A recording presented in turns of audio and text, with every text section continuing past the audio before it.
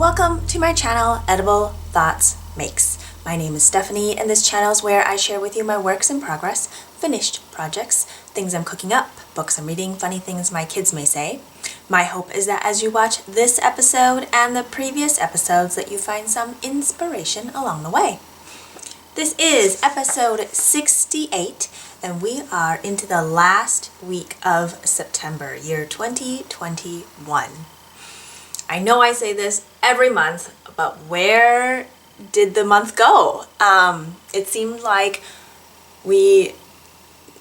August ended all of a sudden, and then it was September, and then school started, and so there's been all of this energy put into the beginning of a school year, which felt very different from previous years since, we are still in a pandemic, and at least in our household, we had been distance learning since March 2020, so it was a big jump to go back to school full time.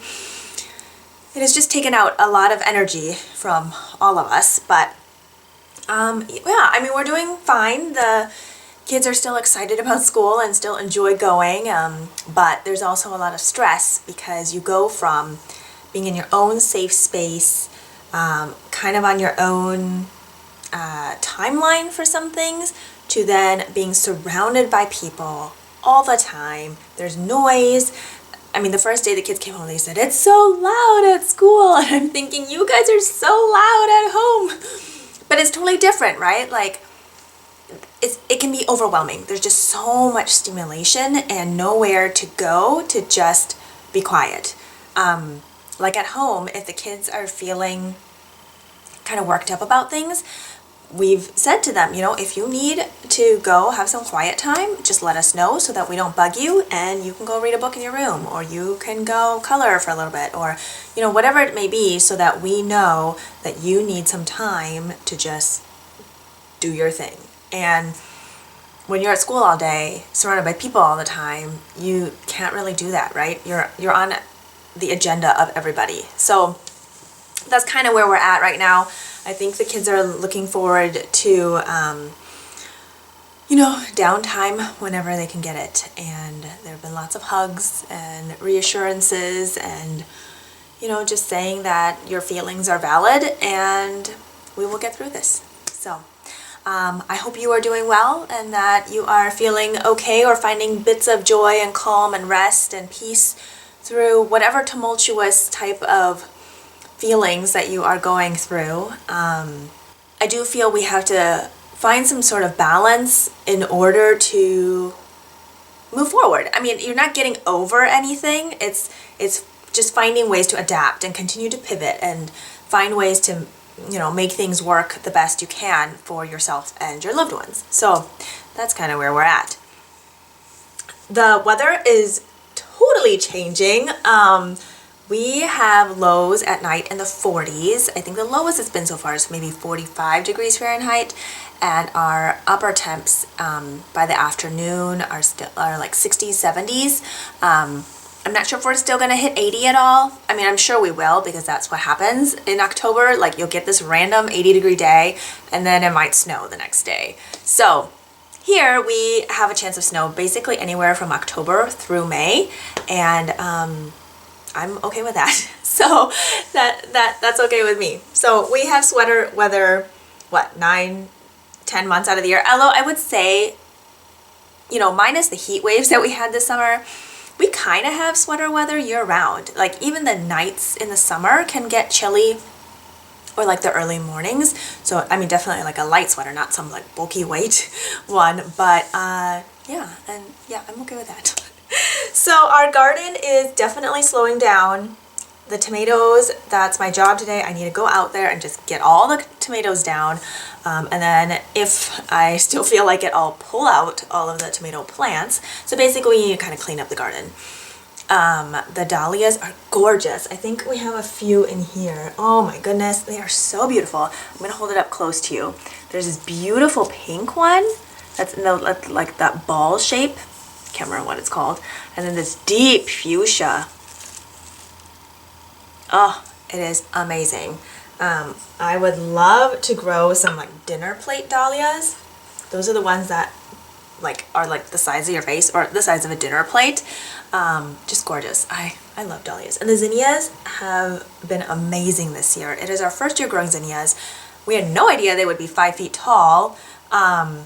And they are a flower that you should keep cutting because then it will keep blooming. And it is just so beautiful to have a fresh, colorful bouquet of flowers all the time. It's amazing. So yeah, that's what's going on here. The squash that I mentioned another day, we haven't eaten yet. It's the one that's like green variegated and it's starting to turn a little orange. I'm gonna insert a picture of it here on the screen. So take a look, and if you know what it is, let me know in the comments below. We grew spaghetti squash this year, and I think it's out of the same plant, but some of the squash look a little different. Like the shape is the same as a spaghetti squash, but the coloring, at least on the outside, is not. From someone like me Googling stuff and looking for things, it seems like it can cross-pollinate between zucchini, which we did grow, and spaghetti squash, and that is kind of what it looks like. Because it has kind of like the striations, like the variegations of the green, but the shape is still spaghetti squash. Anyway, I'm super curious what the inside's going to be like.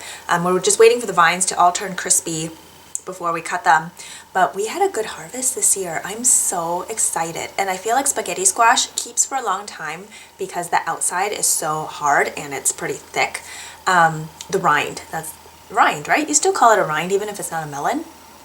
Do you call a rind on a squash? I'm not sure, but I mean, we have like over a dozen, and so that's super exciting and it's gonna be delicious. Okay, so aside from the gardening talk, all the yarny related stuff, I will have links in the description box below, and there will be a separate section for Ravelry project pages, and I will occasionally put text and images up on the screen, and I will try to alert you to them if they are there, just in case you are looking down or doing other things. And then that's also where I might correct myself if I say something incorrectly, but if I don't catch it, then I might put it in the description box below. Yeah, that's it on that type of stuff.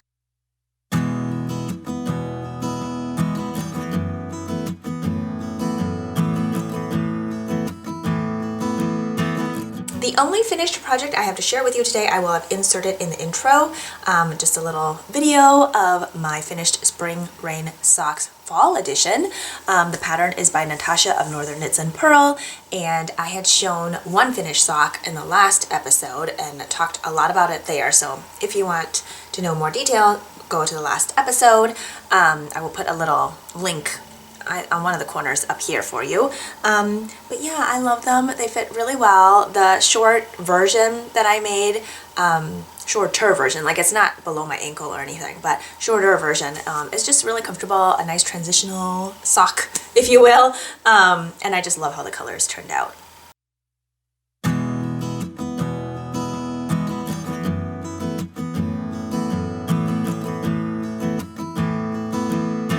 So, onto works in progress. I have a lot of them. Not all of them were started recently. Some of them were from the before. One of them was from one of them was from October of 2020. And it just kind of sat in hibernation for a little bit while I figured some other stuff out, and I just didn't have like the brain space to work on it.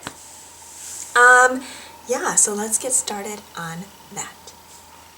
The first work in progress I think I'd like to share with you are a pair of socks that I'm knitting for our 8-year-old. I think I'll start with all socks first. Yeah, let's do that. It is in a beautiful patchwork project bag that I sewed up to celebrate the transition between summer and fall. So I've got all these beautiful pinks and oranges on the front. And the feature square here is a bird, and it's got a lot of florals. And on the back, in orange, are a lot of leaves, and the leaves have like a gold outline on them. And on the bottom, it's a boxed bottom. I have canvas. I like a sturdier boxed bottom, and a drawstring channel. And the inside, light green, kind of a sagey light green, is an old bed sheet. So, I'll show you here. This one is a pair of stripy socks that I'm knitting out of a lot of small little balls of yarn that are remaining from other projects. I have them housed in a little zipper pouch here.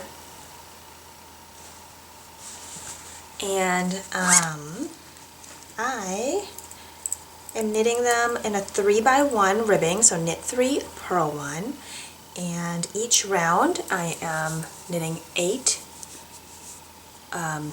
color stripe I'm knitting 8 rounds, and these are knit top down. There's not really a cuff since I'm doing 3x1 for the leg as well.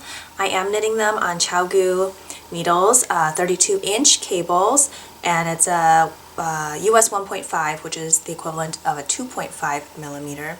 And I cast on 48 stitches using the old Norwegian cast on, and yeah, I really love how they're coming to life. I picked a bunch of autumnal colors, and I have 2 little polymer clay progress keepers on them that I made relatively recently. One of them is a snail,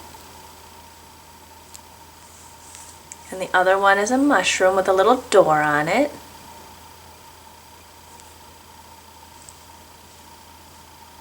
I thought they went well with the autumnal vibe. And one of them I have a heel knit in, and I used the Shadow Wrap heel following the instructions by Denise of Earth Tones Girl. I just absolutely love this heel.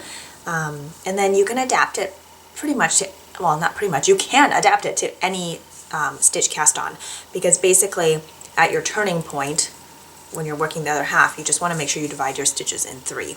And if you've looked at the pattern or knit a short row heel before, you'll know what I mean. So here is the beautiful heel done. And since I'm knitting my stripes 8 rounds, I knit 4 rounds in the yellow before I started the Shadow Wrap heel, and then I finished off the rest of the rounds for the stripe in the front before I cut it. The way I'm doing my color changes is when I come to a color change, I will cut the old yarn, join the new yarn, knit 1 round without the ribbing texture or ribbing repeat patterning, and then weave in my ends as I go, and then on the second round of that new color I will start again my 3x1 ribbing. I did record a tutorial for how I weave in those ends and do this color changing method. It is not anything new. I just wanted to put it out there. So sometimes when you hear it a different way or see it a different way, it can click. And so I will link to that in one of these corners up here on the screen. The lighting, I apologize, was a little dark. I was having a difficult time, and it was like the 3rd take, and I was just thinking, you know what, I'm just gonna publish it. The way I talk about it hopefully makes sense enough that you can also understand what I'm doing. It's not super dark, but you might have to turn the brightness up on your screen. And also with each retake of it, I either would have to like take out the stitches I did already, or finish a stripe and like try again on the next stripe. So it just took up a lot of time. Anyway, check that out if you think it might be something that you are interested in. So I love how these socks are working up. I'm gonna get this other heel knit in today. I'm doing 2 at a time on their own separate needles. That way I can just like, you know, work the stripes 1 at a time, or a few at a time, and then when I'm done, I don't feel like I have to start all over and knit like another sock the exact same way. Basically, it's like knitting the same project on and on. Some people like to do 2 at a time on 1 set of needles, and I think that's definitely the more like economical way, because you only have to buy 1 set of needles, but I don't like the feeling of it. Like I might try it again another day, but when I was doing it, it just felt lopsided. Like, it's obviously not really heavy, but like when I was trying it and knitting on one side, I just felt like I was like leaning to one side or something. It was just a weird feeling. But I do like doing it this way. Plus, if I am like going for a walk or doing something where I want to bring my knitting with me, it's much less to take just 1 sock than it would be to take both. Not a ton of space difference, but you know, enough if it would affect whether or not I bring it. So, love how these socks are knitting up. Hopefully I will have these done soon because our 8-year-old recently went through her box of socks and she had outgrown a lot of them since last year, and so happily the 5-year-old got a bunch of new to her socks, and so I need to replenish the 8-year-old's box of socks. And in case you're wondering, like, the box is nothing fancy. It's like a little cardboard box that probably came in some other packaging that we just reuse. So it works really well for that. The next pair of socks I'd like to share with you are in this pumpkin spice themed project bag that I sewed up last year. It is definitely autumnal. Are you a pumpkin spice person or apple cinnamon person? I'll take it all. I love pumpkin. Like I like real pumpkin flavor. Like I like pumpkin bread. So I really like to put pumpkin in soups. So it could be like a butternut squash soup or even chili. I feel like the flavor of pumpkin isn't super strong, but it is a little bit sweeter. And so I will put a can of pumpkin in with chili that I'm making, and it thickens it up. It's another vegetable and it tastes really good and I love it. So that's what I like to do. So in this bag are another pair of socks, and I, as you may know, subscribe to the monthly sock set subscription from the Farmer's Daughter Fibers, and it is their sock squad. And I, let me get out my labels here. Here is the logo. And I am knitting these socks using the September 2021 sock squad, which the colorway is called Fantastic Mr. Fox, and it is an 80% superwash merino, 20% nylon. It is their Highwood sock base. And I am saving the brown mini for a future project, probably stripy socks or something, but I'm combining it with a previous month's colorway called Running with the Wolves. So I had yarn remaining from another pair of socks that I had made, so I thought the two variegated yarns matched really well for a pair of striped socks. So this yellow-orange variegated one I'm holding up, that's September's, and then this purple variegated one, I can't remember what month it is, March? Yeah, March. So I'm pairing these together because their variegation is very similar. Like they're a tonal variegated, I guess. I don't really know what you call it. I'm not a yarn dyer, so I don't really know. But it's like within the same color family, so it's almost tonal, and yet they're different shades of purple and pink, but they go pretty dramatic from dark to light. And then this orange one has orange and yellow and creams. So also kind of a bigger variation. There's a little bit of like really micro speckling in the orange one. But since they're also the same base and their tonal variegation is similar, I thought these would stripe up really nicely. So I've barely started these.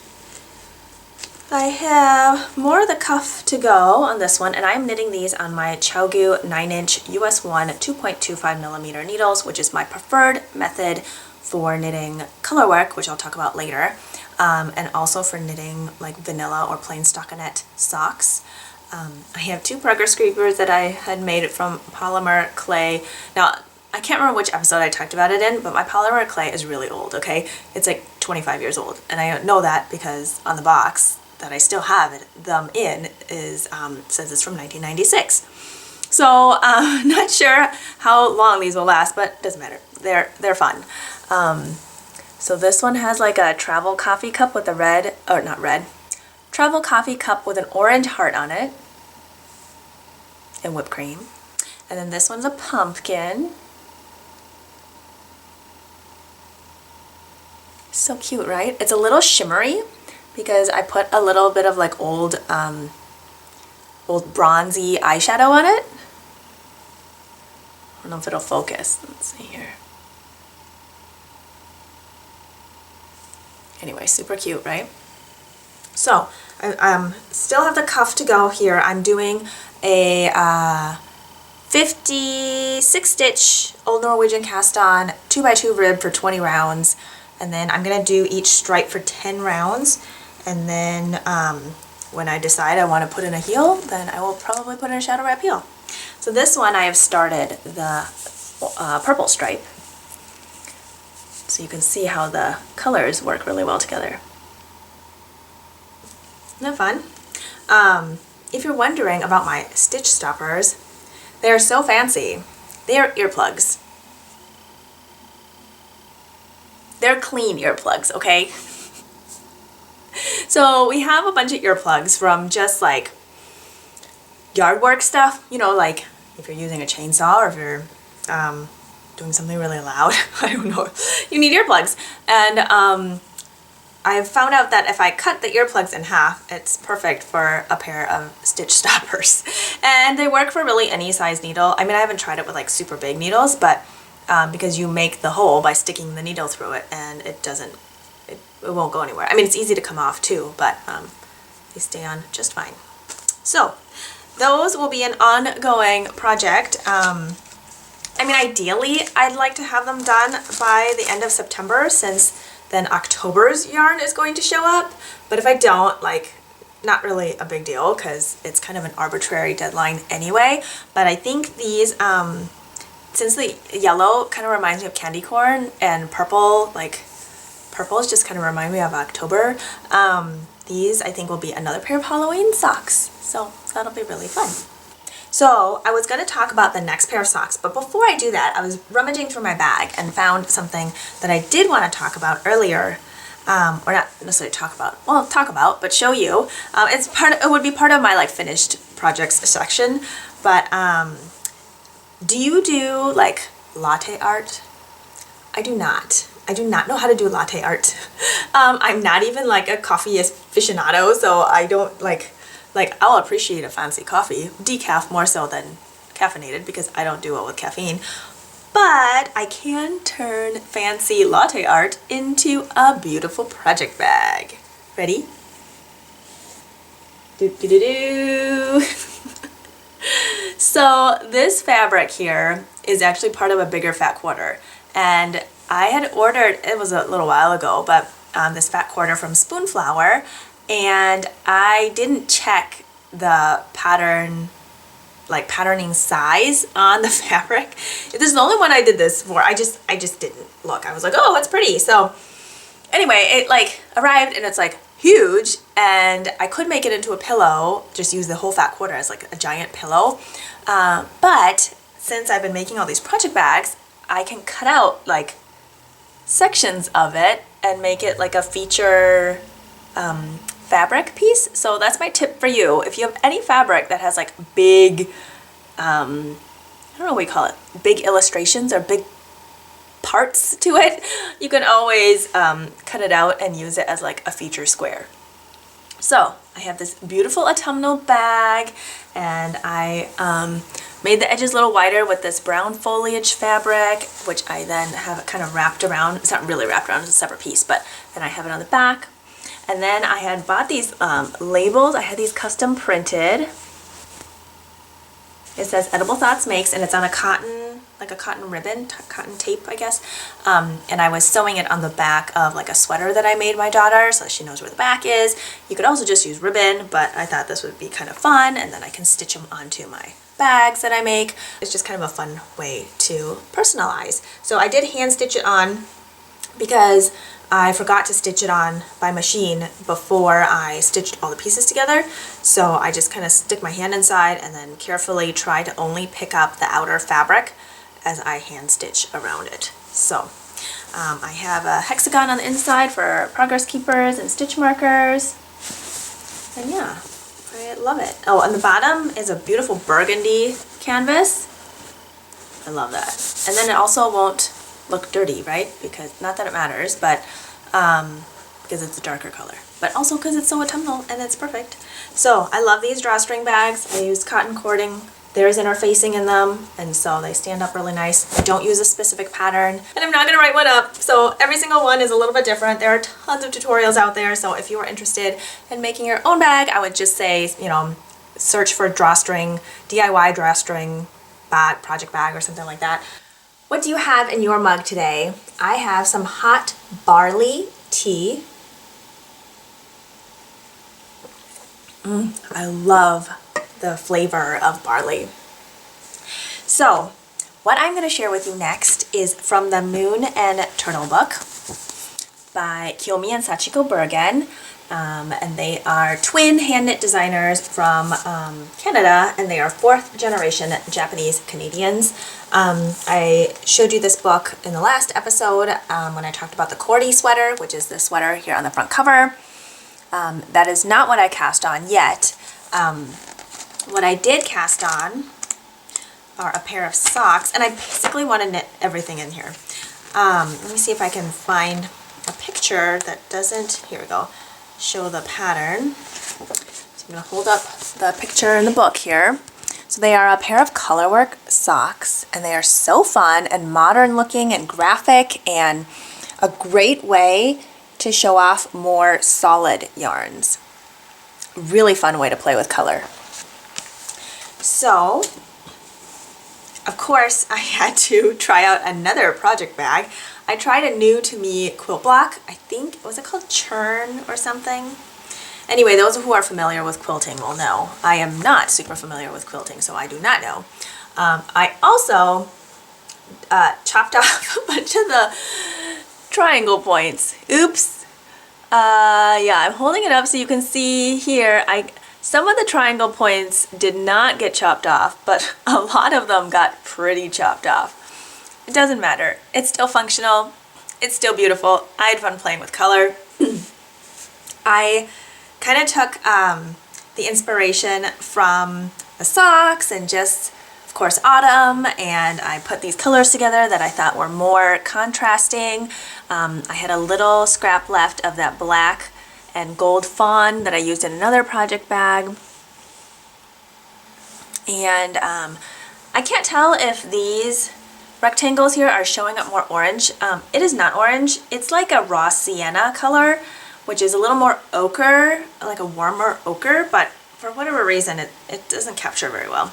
And then this linen here is not lavender, but in some lighting it seems to look more lavender. It's like a mauvey brown, a really light one. And then I have this beautiful print on the back. Oh, I just adore it. And on the inside, I have a herringbone cotton flannel. What? It's a mauvey color. And I've had this scrap for years. But it's just so soft and, oh, I love it. Okay, so let's talk about these socks. I can't remember. So the socks, I don't know if they're pronounced Zener or Zener. I couldn't find the pronunciation of it, but I will tell you what it means.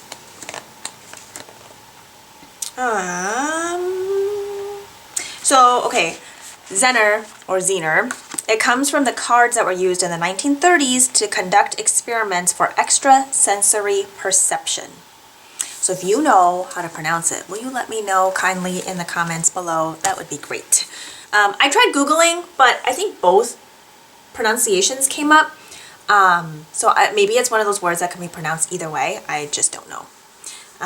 Okay, so in here, let me just get to my notes so I can tell you the colors and everything. I'm knitting the size 1. There are 3 sizes, so the finished circumference is 7.5 inches. I have an 8-inch circumference foot. I like my socks to have slightly more negative ease than not. The pattern calls for US 0 and US 1 needles, but I went to US 1 and US 1.5 just based on the cast on stitches and knowing my gauge. And I am using, okay, oops, this one's attached. This one's attached. It's 3 colors. So color A, I'm using this beautiful plummy purple. You know what, we're getting a little bit of glare here. I think it's just how the sun is hitting. I'm going to see if I can adjust that. 1 second. All right, hopefully that takes care of that glare. So the purple, plummy purple I'm using is a Regia, or is it Regia? See, I feel like I've heard that two ways too. I think it's Regia. Anyway, it's a 4-ply sock yarn. It is 75% virgin wool, 25% nylon at 459 yards for 100 grams. It's a beautiful solid purple. Then my color B is this orangey brown color, and that's West Yorkshire Spinners, also a 4-ply, 75-25 wool nylon, and I think there's Blueface Leicester in it too, which is a breed of sheep. Then my color C is also a West Yorkshire Spinners 4-ply. It is in the colorway cream. So I feel like if you have solids, this is a really good way to use them. I would not advise using, oh dear, I'm a little tangled here. I would not advise using heavily speckled yarns because in color work, when you are using each stitch, sorry, I'm looking down trying to untangle my project here. When each stitch is basically kind of like paint by numbers, if you are using a heavily speckled yarn, one speckle could end up looking like it's supposed to be part of the color work or not. And so it could make it really confusing. If you were going for something that was more low contrast, or you wanted a watercolory effect and it's not going to bug you while you're knitting, then go for it. I mean, there are no rules. You can do whatever you want. This is just my personal preference in how I am choosing colors for a color work pattern. I also look to see if my color work sections for each color are going to be like 1 stitch, 2 stitch, 3 stitch, 4 stitch. Are they like blocks of color or not? Because if there are blocks of it, then I can play a little more with like variegated yarns, speckled yarns, because it's going to be coloring in like a bigger section. But if I'm working with either a smaller canvas or maybe the stitches for my pattern repeat are only going to be like 1 stitch or 2 stitches each, I'm going to choose something that's going to have higher contrast because my eyes will not like me if I pick something low contrast or where the speckles might like blend in to the other colors that it's being knit with. So that's why I chose these very solid colors to knit this very graphic modern design. And I will show you this one first. This one I've only started on the cuff, but even the cuff has color to it. That's so fun, right? Love it. I'm not going to go into detail about it because it is a paid for pattern. I'm going to show you the second sock, and this one I have the color work and the leg done, and it looks so cool. Are you ready? Dun, dun, dun, dun. Get those ends out of the way. So I did a quick steam block just to even out my tension, and then I moved from the 9-inch circulars onto a 32-inch magic loop so that I could try it on my leg just to make sure it fit okay. It's actually slightly on the looser end. However, I'd rather that than too tight, because if it's too tight, sometimes you can't pull it over your heel. And plus, I'm probably going to wear these over black leggings, and so I think they're going to be really cozy. The other great thing about stranded knitting is that you end up kind of with a double layer. I'm going to show you the inside here. Look at these floats. So because you carry your yarn that you're not using across the back, you end up with double layer of fabric, kind of, which is extra cozy. But I just love how these turned out. I prefer knitting my color work on 9-inch circulars. Now my reasoning for that is because then I have no joins. And everybody has their own way of doing it. Like if you wanted to do magic loop, DPNs, that's totally fine too, but I just prefer the 9-inch circulars because when I'm repeating the pattern in my head, like saying, you know, whatever color how many times, like around and around and around, I don't have a join or intersection that I have to kind of like think too hard about and start on the next one to make sure I keep the pattern going in the right order. And also, I'm not going to have to pull my floats around any intersections either. I know some people get around it by knitting their color work inside out, so then you are pulling your yarn around differently, and it helps you keep it looser. I don't do that. I just knit it with the right side out and keep my floats relatively loose. I did go up to the US 1.5 for the colorwork section. I did the cuff in the US 1 and then once I got to the stockinette, I'm actually switching back to the US 1 because I know my gauge for that part. You don't have to go up needle size for color work, but if you feel like your color work tension might change and that might be a little bit tighter, I do recommend going up half a size or a size needle, just to give you that extra assurance. If anything is too tight, you're going to end up with puckering, and then you just won't have as much stretch and give in that section. It's up to you if you decide you want to catch your floats. Catching your floats means like if you have more than X number of stitches across, you might want to like trap that yarn that you're carrying in the back down, like kind of tack it down. I don't always do it. It's kind of on a whim if I feel like doing it or not, or how comfortable I feel with my floats. So I might not be consistent about catching my floats or not.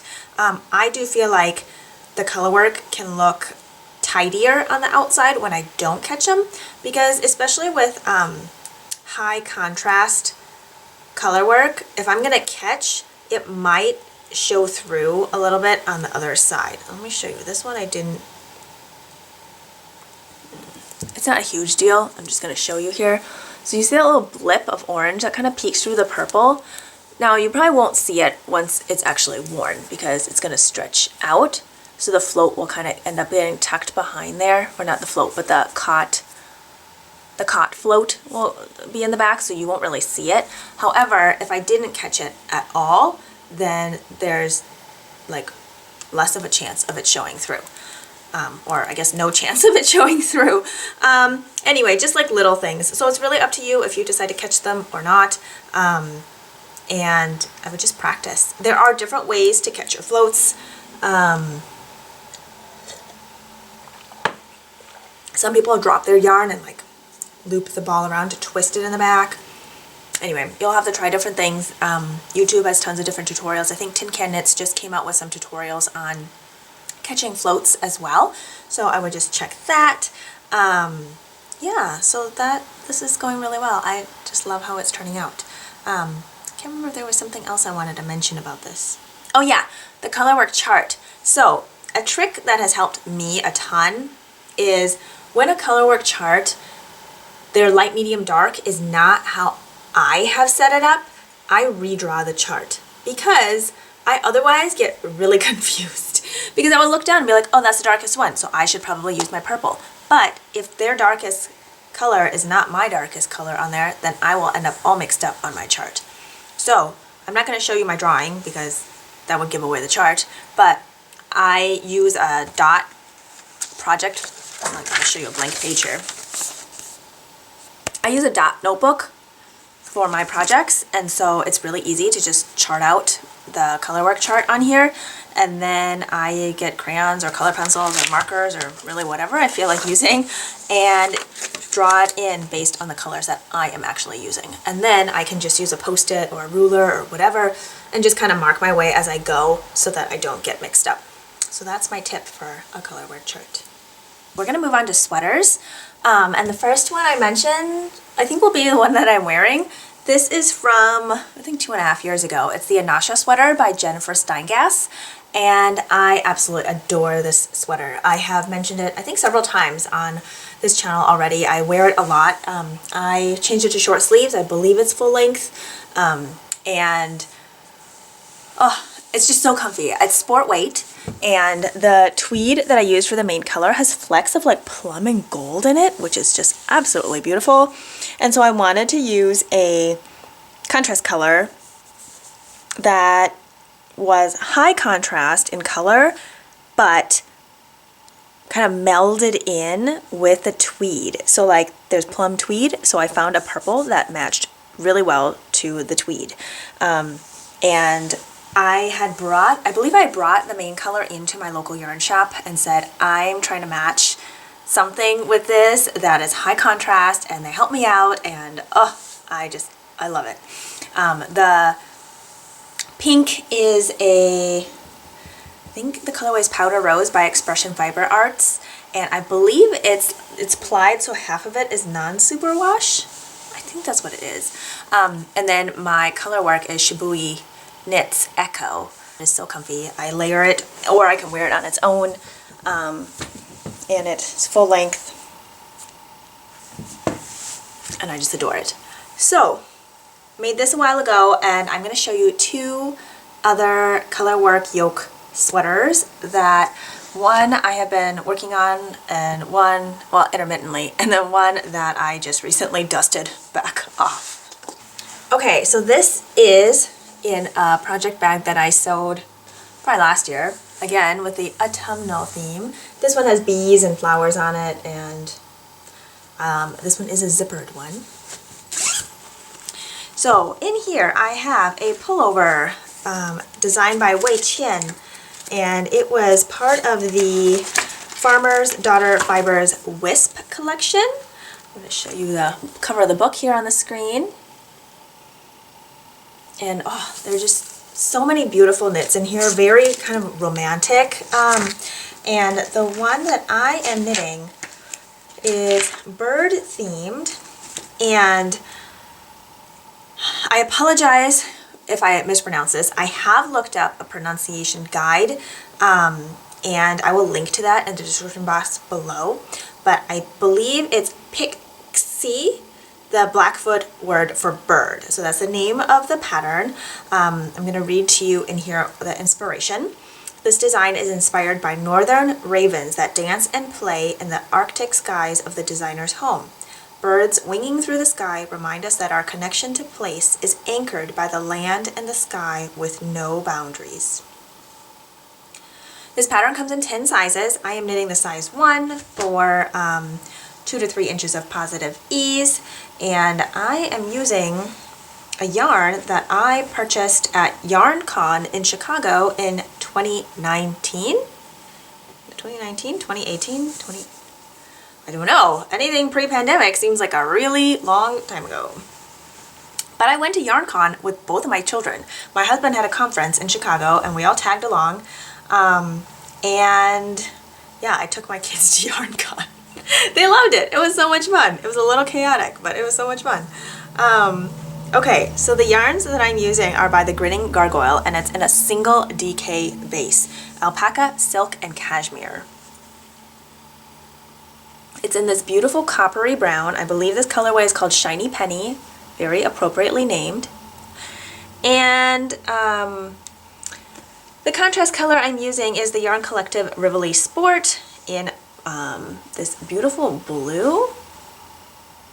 And this one is a merino alpaca silk. So I wanted to use similar blends of yarn. I'm going to show you what I've got. Now I have pretty modified this pattern so far. I'm going to hold it up. Isn't it beautiful? I love it. I love, love, love, love, love it. I did the birds in blue, and it kind of gave me this Magritte feeling, because like the birds in the sky, but the birds are blue. So yeah, I really love it. The pattern does the neckline a little differently. I'm not going to go into details because it's a paid for pattern. I ended up changing it up a little bit, then it ended up being too big, so I had to crochet an edge, and I did the edging in blue, and I love how that turned out. Now it fits really well.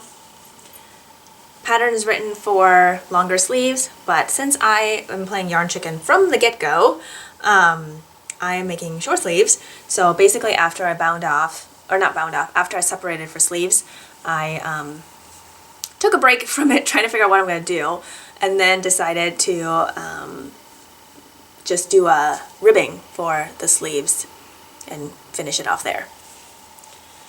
Now, this pattern is written for US 4 or 3.5 millimeter needles, and it was kind of hurting my hands actually, knitting DK weight on such a dense gauge.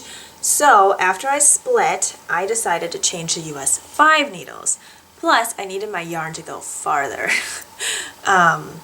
And by changing it to US 5, it will change my gauge, right? Because it's going to be bigger, or like the number of stitches to the same amount of like inches is going to be less because my stitches are bigger. So what I'm doing is I'm decreasing on the side seams every, I think like 5th round or something. I'll decrease 4 stitches, 2 on each side. And so yes, it's going to be a little bit wider probably at like the upper bust area, and then kind of taper down. So I'm still going to have positive ease, but the shaping is definitely going to be a little bit different than maybe other sweaters that I've knit, or you know what the pattern called for. But I think it's still going to be lovely. It is going to be a layering piece since it's likely going to be cropped. Now if I did my math correctly, I think I should be able to get out like, I don't know, a good number of inches, and then finish off with my contrast color for the ribbing, and then it'll kind of match the edging for the sleeve and how I crocheted the edge on the neckline, so I think it will tie it all together. But yes, I did have to kind of modify as I went, just based on how much yarn I had, and yeah. I am alternating skeins. I'm doing the helical method because my two are pretty different. One is much more golden than the other, but I think they're blending pretty nicely. I don't think I can really tell. And I did start alternating after I did the color work section. But it is so soft and it's going to be so warm, and I'm pretty excited about this.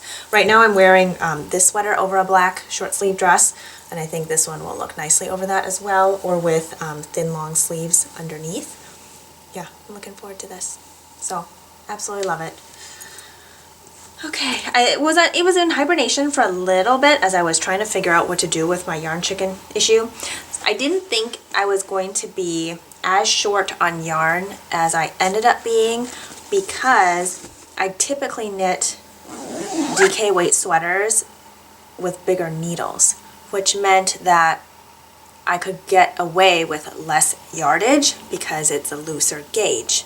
However, because these are knit on a tighter gauge, I needed actually more yarn. And yes, I did read the yarn requirements in the pattern beforehand, but something got lost in translation in my head there. And I couldn't knit any size smaller and just increase the needle size because I'm already knitting the smallest size. So stay tuned for this project. I don't have a deadline for it either. Of course, now that it is chillier, I would love to get it done, but no rush. The last color work project I'd like to share with you is the hyphenated sweater by Jamie Hoffman that I started in October of 2020. I even remember when I shared it on Instagram that I had said, I have no business casting on a colorwork sweater right now, but here I am.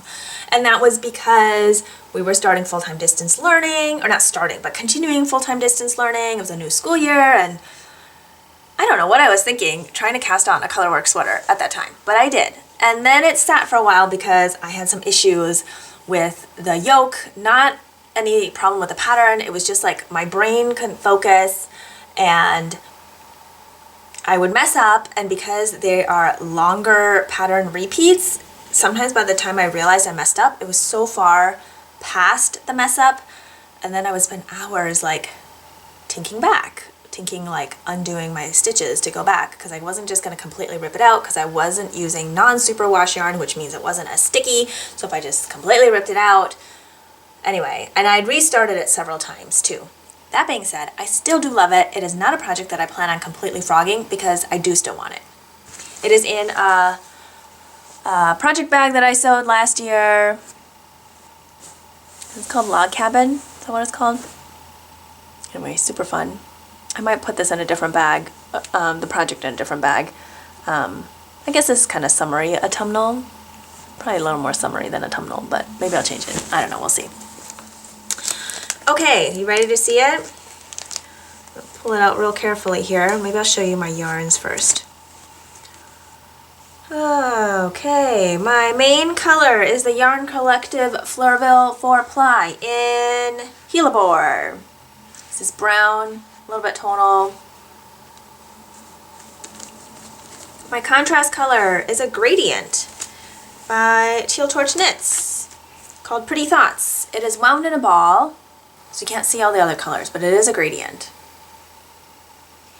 The darkest color, I believe, is a dark purple on here by the time I get there. And let's see here, I'm going to try to carefully show you this yoke without pulling anything apart. Oops, I'm a little tangled here. Okay. You should be able to get a pretty good view of it because I have it on, I think, 47-inch cables right now. I like my color work to stay loose and not bunched, because the more bunchy it gets, the more likely I'm going to end up with it really tight. And this yoke has long floats, like really long floats, so it's extra important to me to keep it loose. What do you think? I'm going to hold it up closer. Isn't that beautiful? But long floats, and I would not recommend this as a beginner pattern, not because the pattern is not well written, but because if you are new to color work and there's all these long floats and you're deciding whether or not to catch them, and then the pattern repeats are long, it can be kind of frustrating. I think you have to like color work to do it. And there is some short row shaping in the back, as you can see with the longer, like a bigger brown section here on the back compared to the front. I'll turn it around.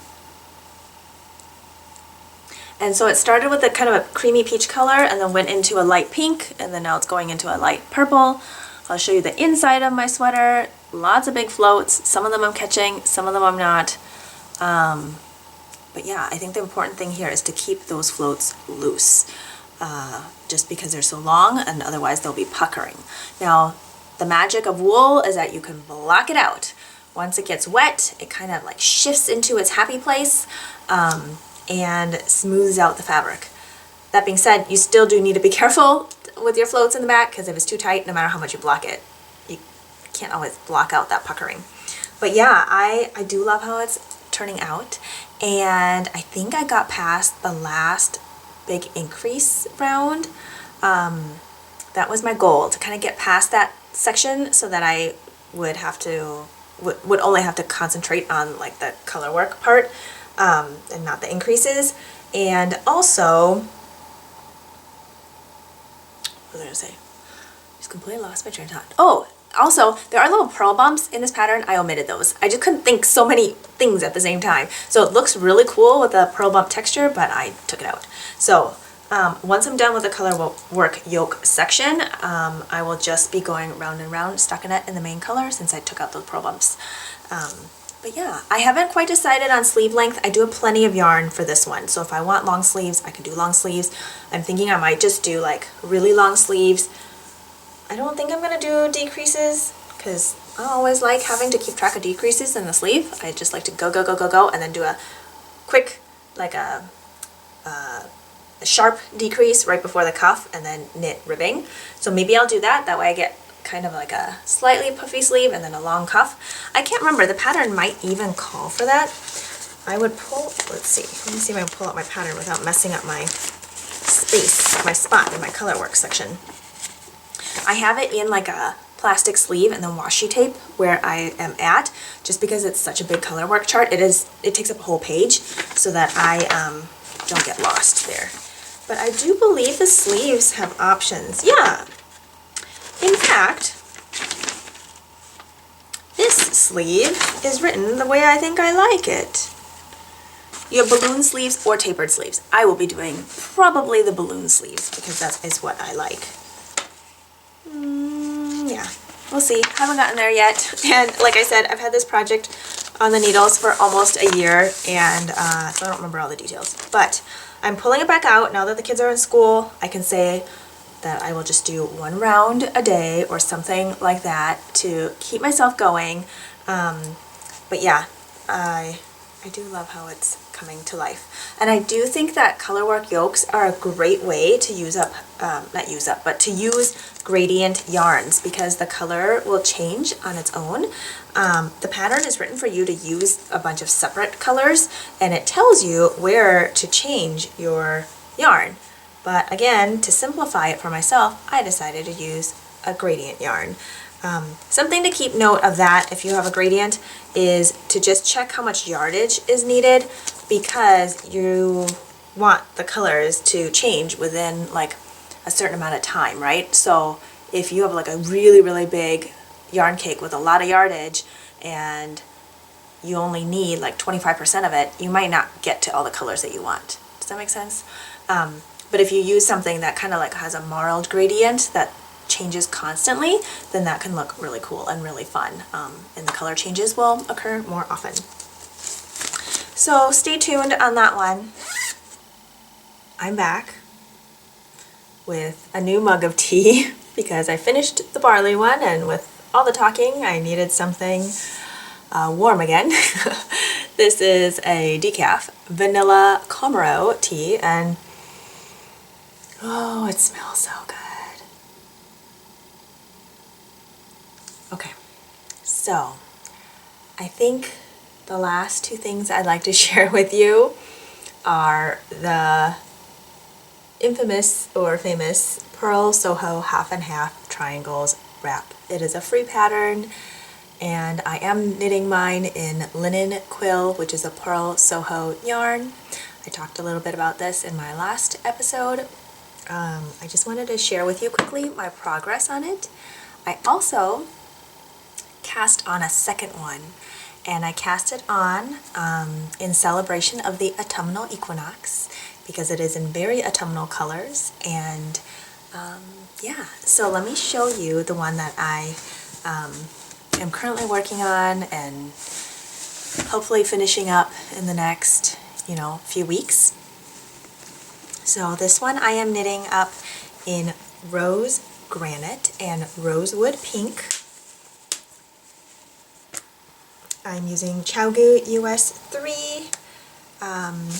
3.25 millimeter needles on a 40-inch cable.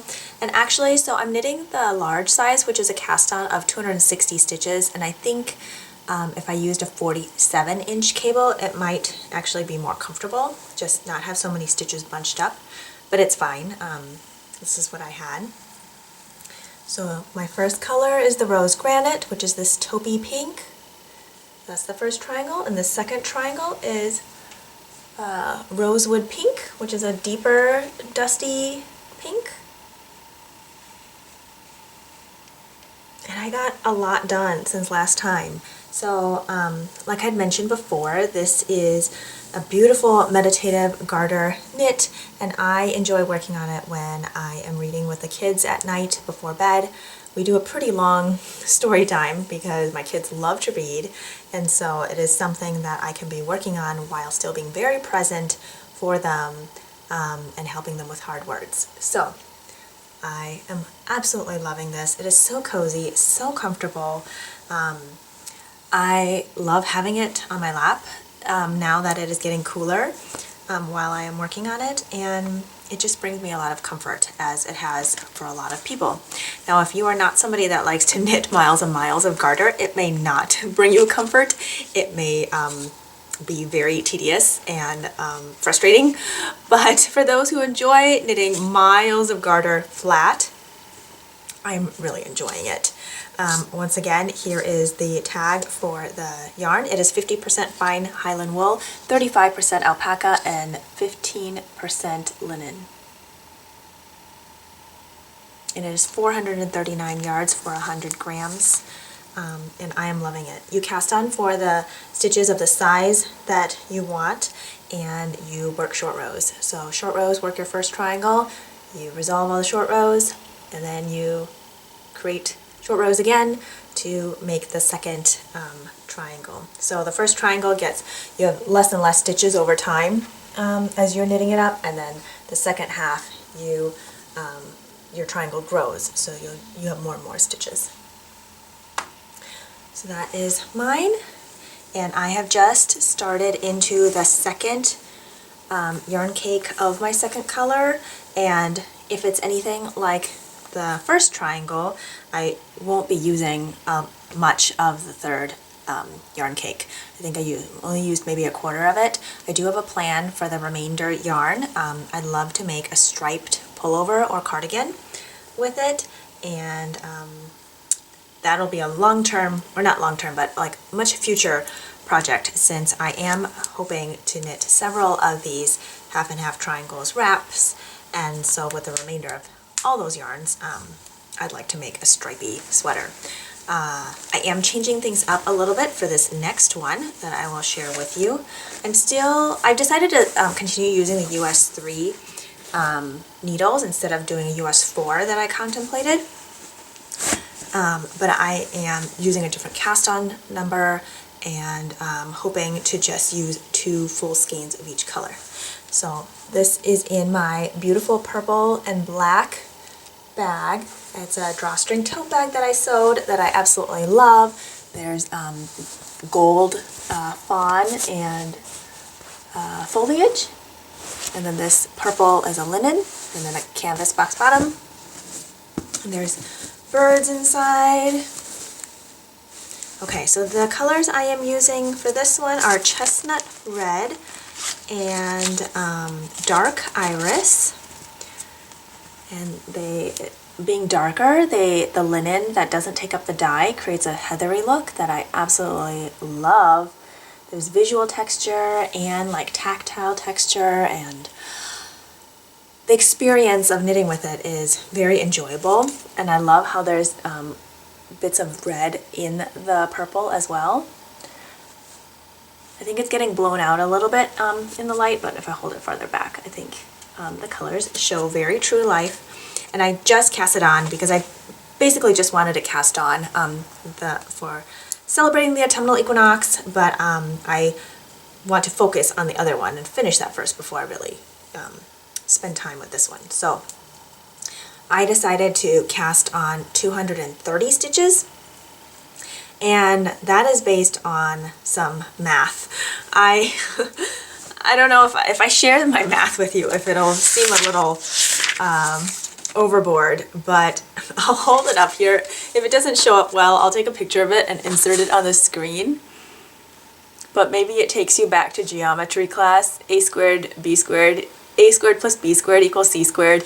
And anyway, I was just trying to figure out like the dimensions, and based on how much yarn I used in my other wrap for that first triangle, where I used 26 grams of the next skein, then I was trying to figure out what percentage of the full wrap that is, to figure out then the percentage of how many stitches I can cast on. Now, I'm not entirely sure if my math will really all work out, but I guess we shall see. Yeah, so there's my math. So that is what I'm doing, and the skeins so far have all come out to be more than 100 grams to start. They've been ranging anywhere from like, I think 105 to like 107, which is great because I need that extra grams in there. But if I get to the end and I need like 5 or 10 grams extra, I may be putting a call out asking people if they have any leftover yarns from these colors, or even for these specific dye lots. So we shall see. Oh, something that I did want to mention that I forgot. So the first one I'm using the Chow needles, and they're really sharp. And because the movement is basically the same for the entire wrap, it almost was like too sharp. And occasionally I will kind of push with my pointer finger, and so yeah, it just wasn't as comfortable. Like, it's fine, especially if I just like pull off the stitch versus pushing it down. But I decided to try Addie's, the Addie Turbo, not the Rocket, which is supposed to be sharper. I'm going to hold up the packaging here. And I did end up using 40 inch since I'm knitting a bit smaller size, so I didn't get the 47. But these ones are much more blunt at the tips than the Chow. Let me see actually if I can hold up the two so you can see the difference. Now, this is totally personal preference. I'm not having issues with the yarn splitting or anything. Sometimes people say if the yarn splits, use a duller needle. So that's not really my issue, it's just comfort-wise. So I'm going to try to hold this up without pulling out any stitches. So one has much more of a tapered point than the other, and the more tapered one is the Chow. So just with these few rows in, I am noticing a difference already. I still like that it's really slick, so my stitches move quickly, but I am not, like when I sometimes push on the tip, it's not hurting my finger. It isn't causing any distress. which of course knitting a wrap shouldn't be causing me any distress. So you will see more of that to come. Okay, I think that is it. That was a whole lot of works in progress. Now, I don't knit on all of them every day, of course, nor do I work on them, you know, all at the same time. They just kind of come and go, and depending on the time of day or just what I feel like, or if we are going somewhere or doing something, I might pick a different one. So like, I'm not going to bring a colorwork project on the go that I have to reference a chart. The only projects that I like to take out and about are simple stockinette. I don't even take the half and half wrap with me because it's so big, but like a simple stockinette sock, easy to take on the go. Even like the scrappy ones where I have to change yarns, I don't always like to take those out either, because I do need to pay attention to the number of rounds that I'm knitting. I do need to break the yarn and join the yarn, and anything that's going to take my attention away from like being present to what I'm doing at the time, depending on what I'm doing, you know, that may vary on how much attention I need to spend. I just want to be very mindful of the people that I am around and what I am doing, and being mindful of using my time wisely. So I hope you are doing well, and I'm not sure when I'm going to jump back on here since I just showed you a ton of stuff. It may be a couple of weeks, maybe it'll be, well, I mean, it'll definitely be into October, so we will see you next month. Cheers to being creative. Take care.